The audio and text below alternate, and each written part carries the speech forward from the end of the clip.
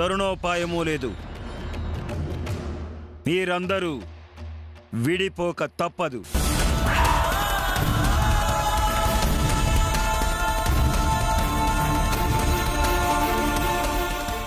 ఒక్కసారి ధ్యానంలో ఆలోచించి ఏదైనా మార్గం దొరుకుతుందేమో చూడండి స్వామి. మేమందరం కలిసి ఉండే ఉపాయం చెప్పండి. అందరూ కలిసి ఉండడం అనేది ఎట్టి పరిస్థితుల్లోనూ కుదిరే పని కాదు రామరాజు. ఎవరో ఒకరిని నువ్వు కోల్పోక తప్పదు. అంటే స్వామి, నీకు నీ సోదరులు కావాలి అంటే నీ భార్యను త్యజించాలి. నీ భార్య కావాలి అనుకుంటే నీ సోదరుల్ని దూరం చేసుకోవాలి. సీత గుమ్మంలో కాలు పెట్టగానే మీ గొడవలకు పునాది పడిపోయింది. నీకున్న శాపం బలపడిపోయింది. ఆ దైవం కూడా దీన్ని మార్చలేడు.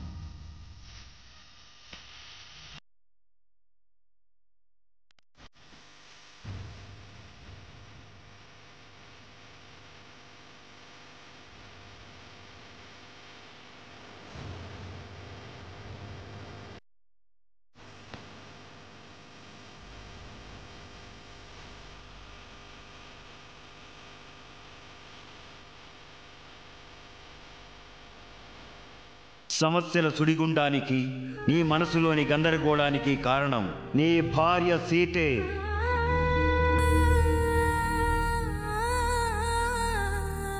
అందరూ కలిసి ఉండడం అనేది ఎట్టి పరిస్థితుల్లోనూ కుదిరే పని కాదు రామరాజు. ఎవరో ఒకరిని నువ్వు కోల్పోక తప్పదు.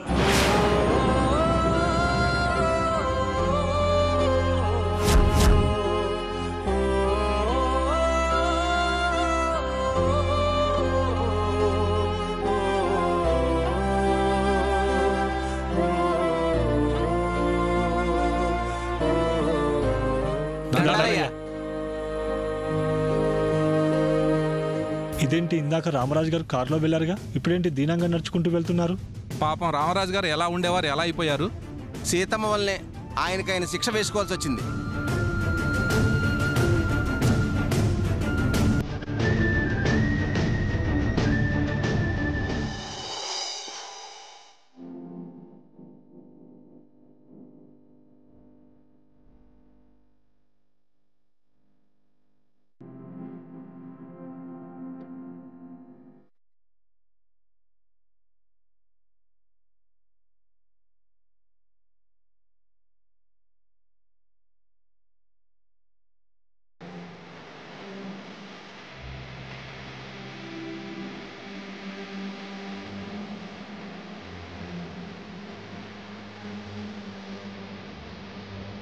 ఏ బాధైనా, ఏ సంతోషమైనా స్వచ్ఛమైన మనసుతో పంచుకోవాలి అంటారు.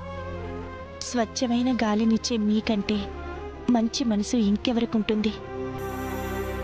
ప్రస్తుతానికి నా భావాలు పంచుకోవడానికి నాకు మీరు తప్ప ఎవరున్నారు?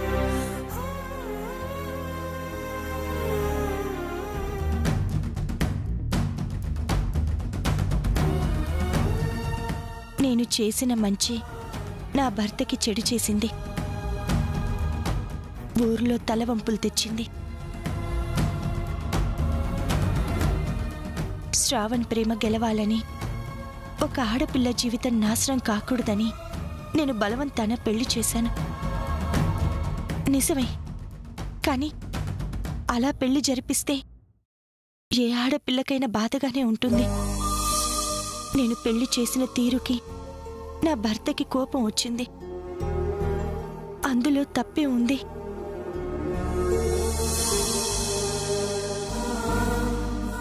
మీలాగే నా భర్తలో కూడా ఏ కల్మషమో ఉండదు తెలుసా.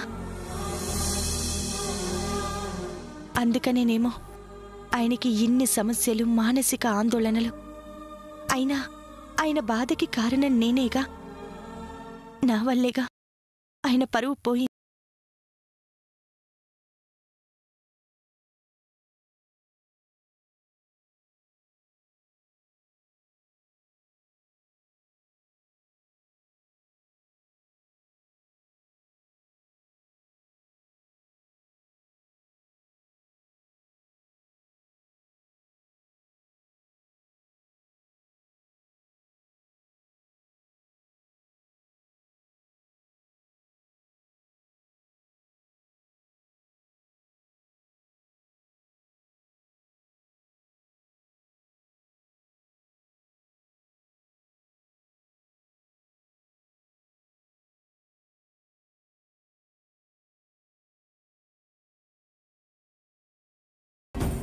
ఎట్టి పరిస్థితుల్లోనూ కుదిరే పని కాదు రామరాజు. ఎవరో ఒకరిని నువ్వు కోల్పోక తప్పదు. త్వరగా ఆ దేవుడు కనికరించి శ్రావణ్ణి, సరస్వతిని ఒకటి చేస్తే బావుణ్ణు. అందరం కలిసిపోతే బావుణ్ణు. మళ్ళీ నేను, నా భర్త ఒకటవ్వాలి. అంతకన్నా ముందు శ్రావణ్ణి తన అన్నలిద్దరూ క్షమించి తమతో కలుపుకోవాలి.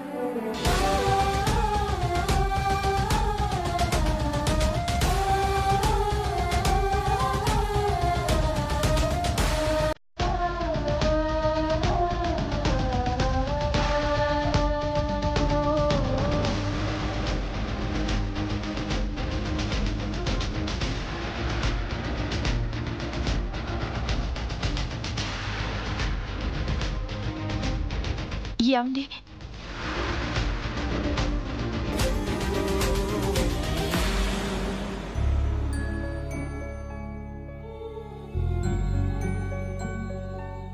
చూసారుగా నా భర్తకి నేనంటే ఎంత ప్రేమో.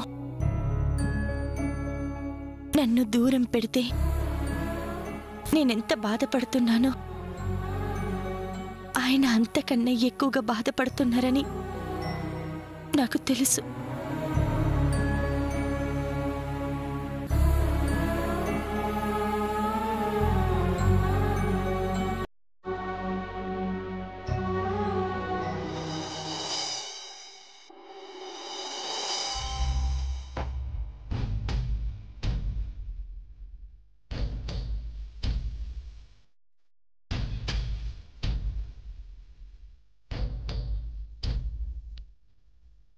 నేనేమైనా పర్వాలేదు, కానీ రామరాజు గారి కుటుంబం ఎప్పుడు బాగుండాలి.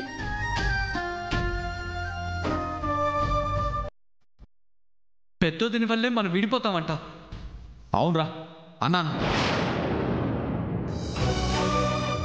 నీకు అంటిన శాపానికి విరుగుడు లేదు రామరాజు. మీరందరూ విడిపోక తప్పదు. దేవుడు నాకెందుకు ఈ అగ్ని పరీక్ష పెట్టాడు? నా భార్య సీత, ముగ్గురు అన్నదమ్ముల్లో ఎవరో ఒక్కరితో ఉండాలి అంటే నేనెవరిని దూరం చేయాలి? నా భార్య అంటే నాకు ఇష్టం, నా తమ్ముళ్ళంటే అంతకంటే ఇష్టం. మనసుకి కష్టంగా ఉన్నా సీతను దూరం పెట్టక తప్పదు. ఈ సంగతి చెప్తే పాపం తను అస్సలు తట్టుకోలేదు. అయినా సరే కన్విన్స్ చేసి ఒప్పించాలి.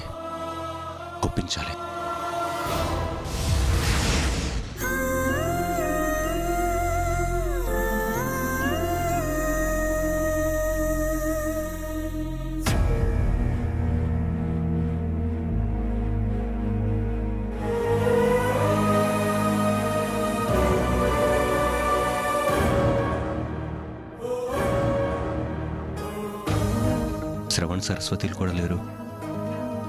సీత ఒంటరిగా ఉంది. నా నిర్ణయం చెప్పడానికి ఇదే కరెక్ట్ టైం.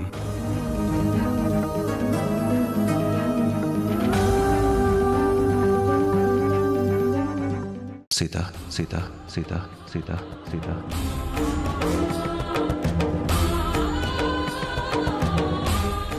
ఏమండి,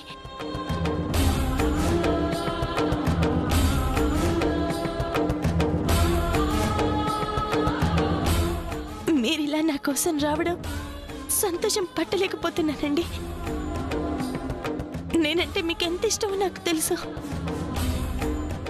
అయ్యో, ఇలా బయట నిలబడిపోయారేంటండి? లోపలికి రండి. రండి రండి.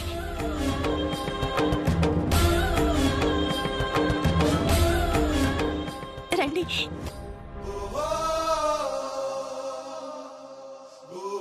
కూర్చోండి కూర్చోండి.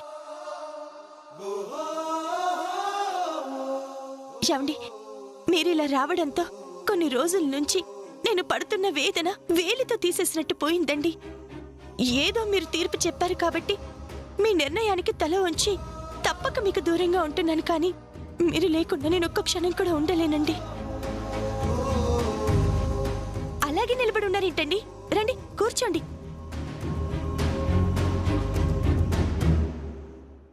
కూర్చోవటానికి నీతో మాట కలిపి ముచ్చట్లు పెట్టడానికి రాలే సీత. మన కుటుంబం గురించి, ముఖ్యంగా మన ఇద్దరి జీవితం గురించి మాట్లాడటానికి వచ్చాను.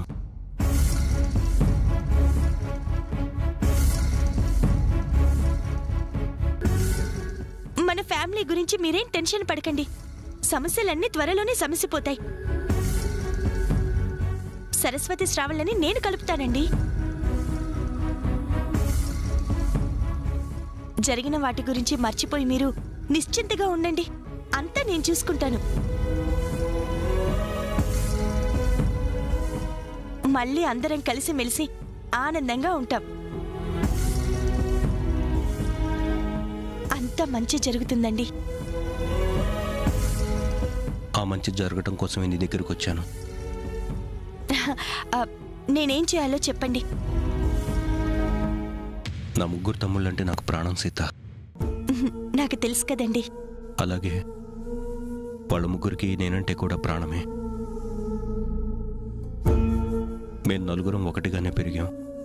మనుషులం వేరైనా మనసులు ఒకటిలాగే మెలిగాం. ఏనాడు మాలో మాకు కలతలు రాలేదు. ఏ ఒక్కరోజు ఏ ఒక్కరిని విడిచి మేము ముగ్గురం ఉండలేదు. మీ అనుబంధం శాశ్వతంగా అలా ఉండాలని నా కోరిక కూడా.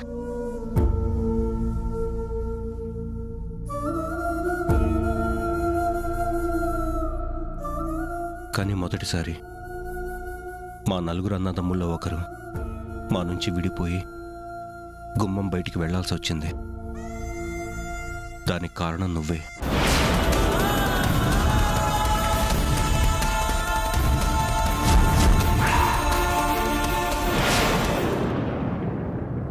ముగ్గురు అన్నాలకి సమానమైన విలువిస్తూ మా అందరితో ప్రేమగా మిలుగుతూ మేమెప్పుడూ కలిసి ఉండాలనే తపన పడే నాని ఒకవేళ మేము కోప్పడినా కూడా మౌనంగా ఉండి మమ్మల్ని గౌరవంగా చూసే నాని ఈరోజు శంకర్కి ఎదురు తిరిగి నోటికొచ్చినట్టు మాట్లాడాడు. దానికి కారణం నువ్వు.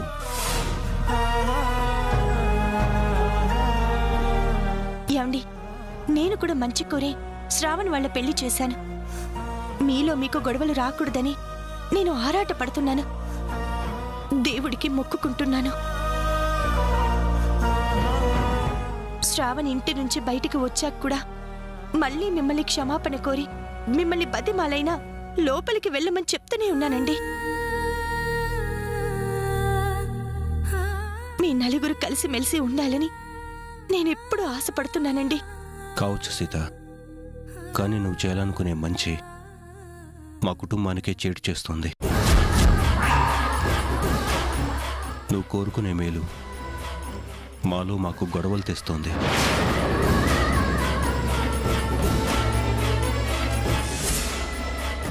అదేంటండి, మంచి జరగాలనుకోవడం నేను చేసిన పాపమా?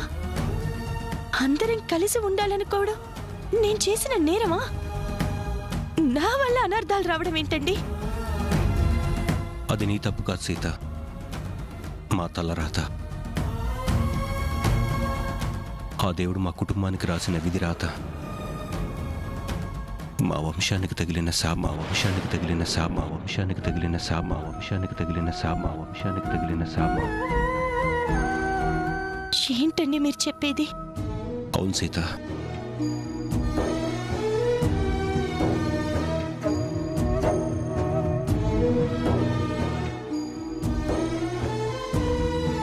ఆడపిల్ల ఉసురు ఊరికే పోదు.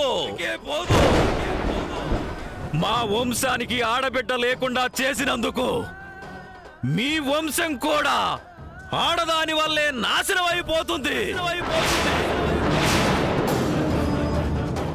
మీ ఇంట్లో అడుగు పెట్టే ప్రతి ఆడది మీ కుటుంబం విడిపోయేలా చేసి మీ వంశాన్ని సర్వనాశనం చేసేస్తుంది.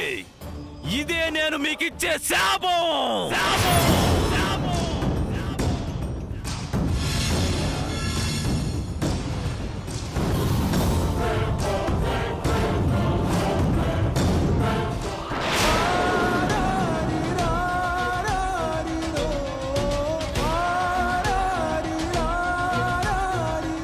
శాపం పెట్టినవాడు మాత్రమే దాని ఉపసంహరణ చెప్పగలడు. నీకు అంటిన శాపానికి విరుగుడు లేదు రామరాజు. ఎవరో ఒకరిని నువ్వు కోల్పోక తప్పదు.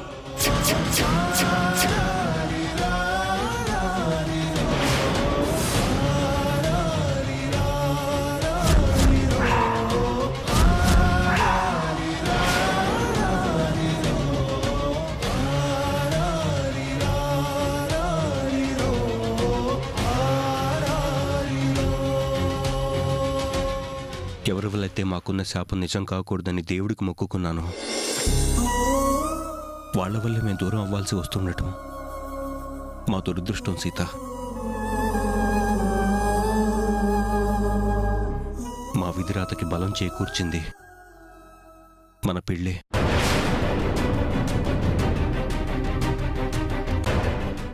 మా శాపం నెరవేరేది నీ వల్లే.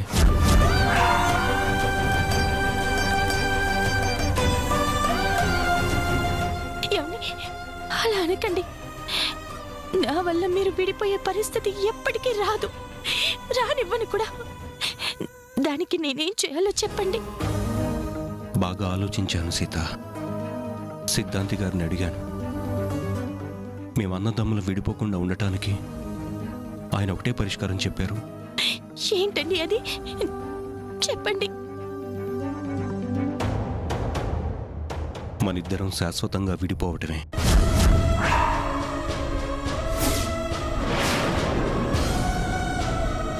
అదొక్కటే మార్గం.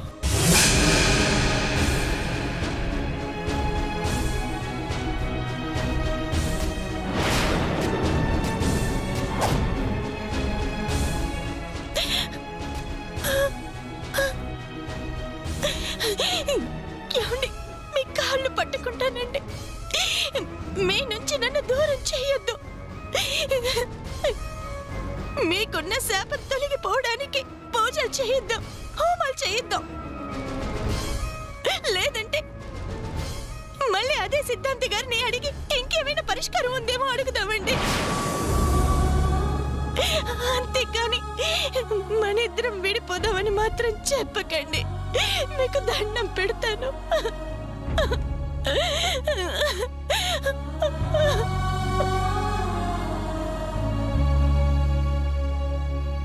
విధిరాతని మార్చడానికి, శాపాన్ని పోగొట్టడానికి ఏవైనా దారులున్నాయేమని ప్రయత్నం చేశాను సీత. కానీ ఏమీ లేవు. ఒకటి, నా తమ్ముళ్ళని దూరం చేసుకోవాలి, లేదా నీతో తెగతెంపులు చేసుకోవాలి.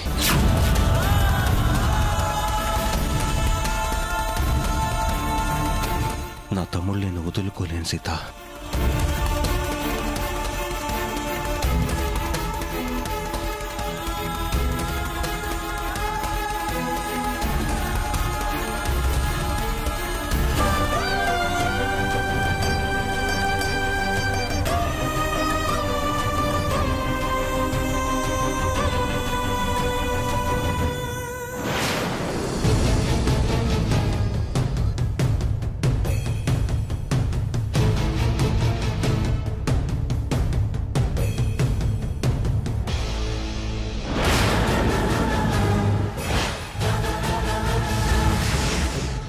సీత సీత మీరే నా సర్వస్వం అనుకున్నాను. నా ముగ్గురు మరదలే నా బిడ్డలు అనుకున్నాను. మీ తోడు నాకు లేనప్పుడు, నా పిల్లలు నాతో లేనప్పుడు నా బ్రతుకు వ్యర్థమండి, వ్యర్థం. సీత వద్దు, నా మాట విను సీత. మీరు బాగుండటం కోసం నా ప్రాణాలైనా ఇస్తానండి, నా ప్రాణాలైనా ఇస్తాను. సీత